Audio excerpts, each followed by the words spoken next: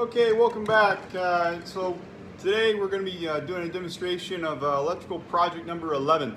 And as opposed to project number 10, project number 11 is a little bit of a quicker project since we have the outlet that will be in box number 1. And keep in mind with these upcoming projects, we're starting to utilize an outlet where half of the outlet is controlled by a light switch.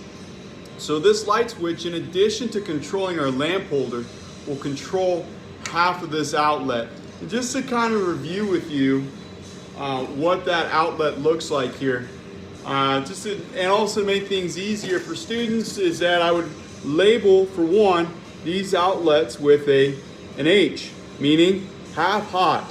And in addition to that H on the outlet, you'll see that the bracket that connects, and to kind of give you some perspective here, here's an outlet that has a bracket still attached in the center. And this one here, you'll see right in the middle, right in between the two terminals, it's broken, making this outlet controllable, or you could be able to hook up to a light switch.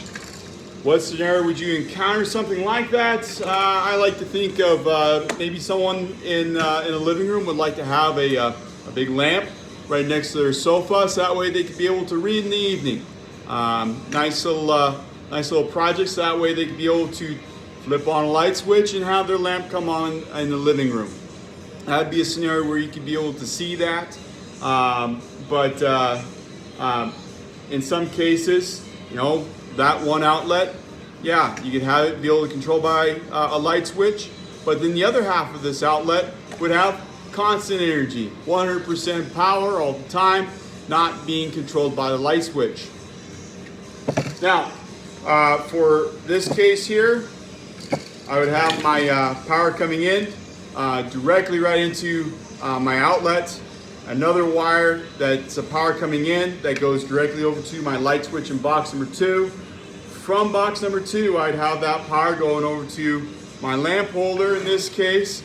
And for this project here, for the show portion at the beginning, we have our lamp holder that's being used as a wire nut in a way, where I could have that power coming in, but then that power is leaving the lamp holder going over to the other half of this outlet, so that way the light switch controls both the lamp holder as well as this outlet.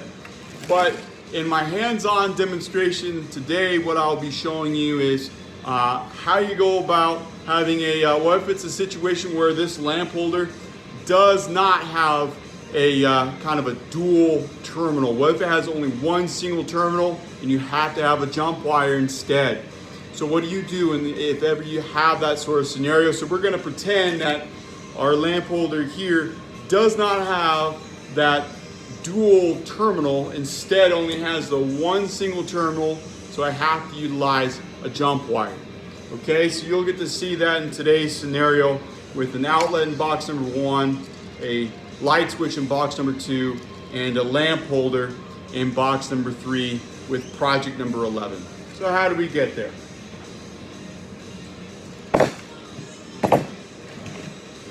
Well, let's start with just the basics. All right, start easy.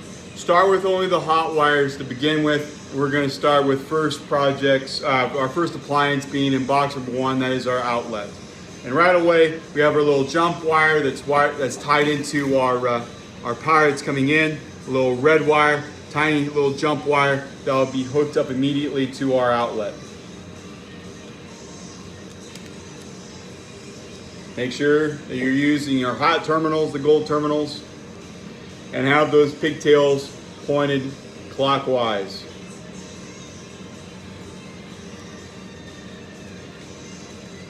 Right off the bat, we got the hot wire on the constant hot wire tied into our one half of the outlet that will have energy all the time. But then we have this second red wire here tied into our power in that will be relayed over to our light switch. So our second red wire here will be tied into our light switch.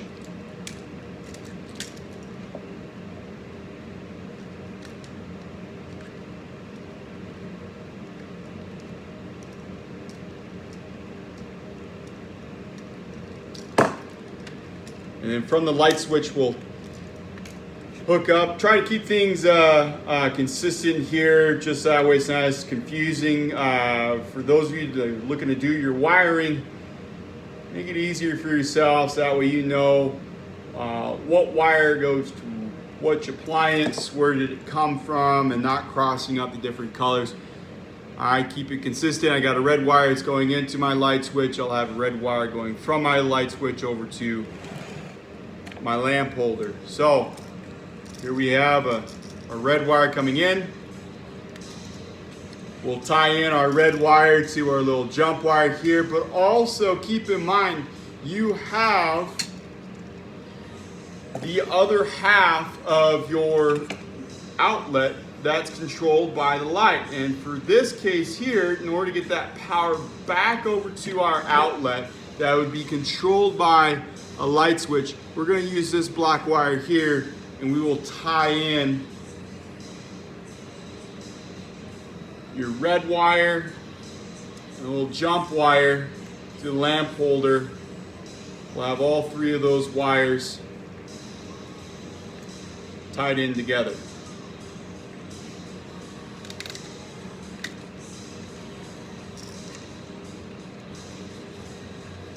Now, would I normally use this kind of scenario, having a jump wire tied in? Normally I do not. I try to keep things cleaner when it comes to doing my wiring, when it comes to the our boxes and tying in these different appliances.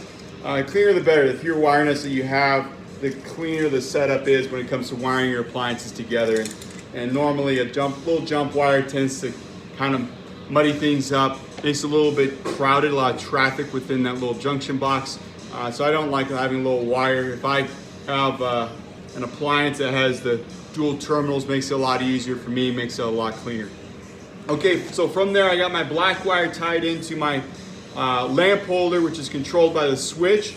This black wire here, still controlled by the switch. I'll tie in my black wire in box number 2, along with the second black wire in box number 2. Tie those together.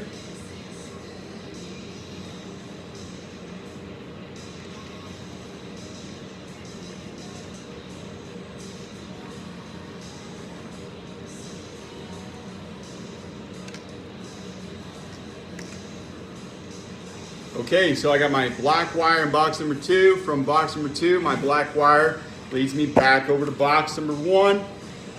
Here's my black wire, little pigtail. I'm going to put it right onto the second terminal of my outlet. And the second half of that outlet would then be controlled by the light switch. So there I have my outlet that would have 100% energy, and then the second half of the outlet that's controlled by the light switch. So when I go to turn on my light, my lamp holder turns on, as well as the half of the outlet also controlled by the light switch. From there, I'm here anyway, I might as well just tie in my neutrals. So make a pigtail out of one neutral. Both neutrals actually. I can make a pigtail, tie it into my outlet.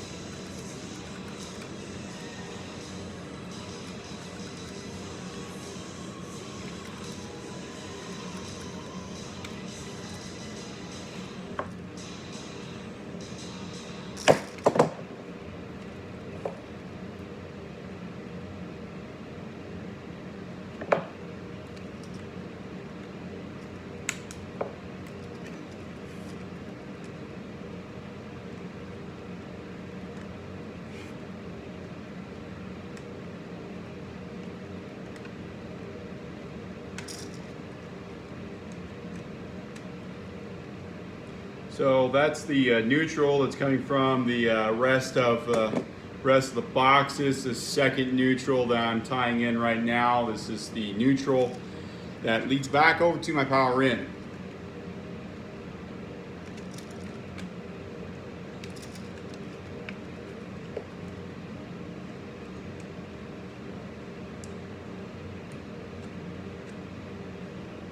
So the neutrals in box number 1 are completed. Now onto my neutrals in box number 2.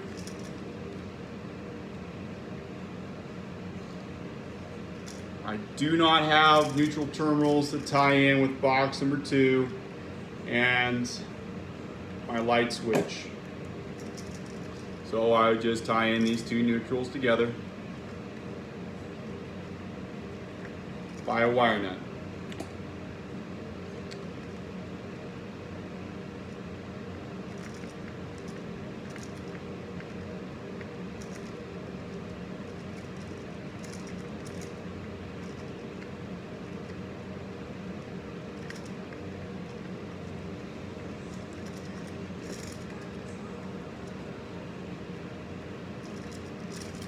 So there are my neutrals in box number 2.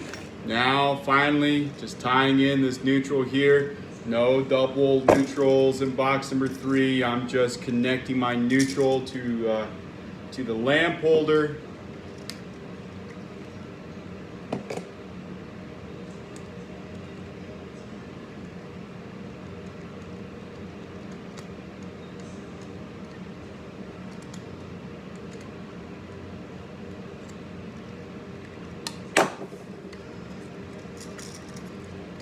So that way you guys can be able to see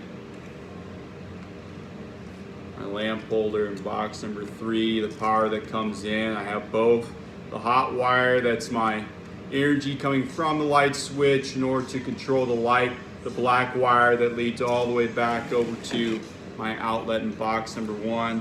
And finally, the last thing of all between these 3 different boxes would be grounding the light switch and the outlet.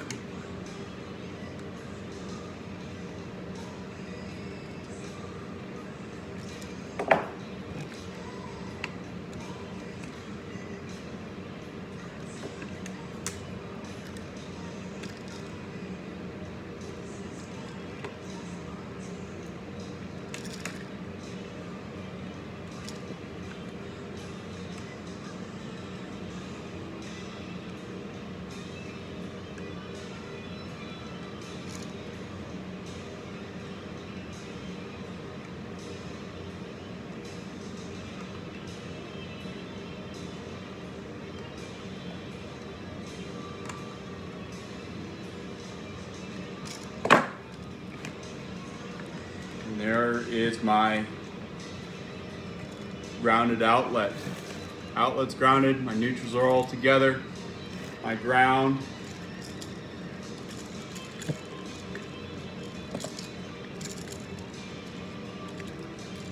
on my light switch. Sorry, just kind of spreading those out so that way you guys be able to see a little bit better.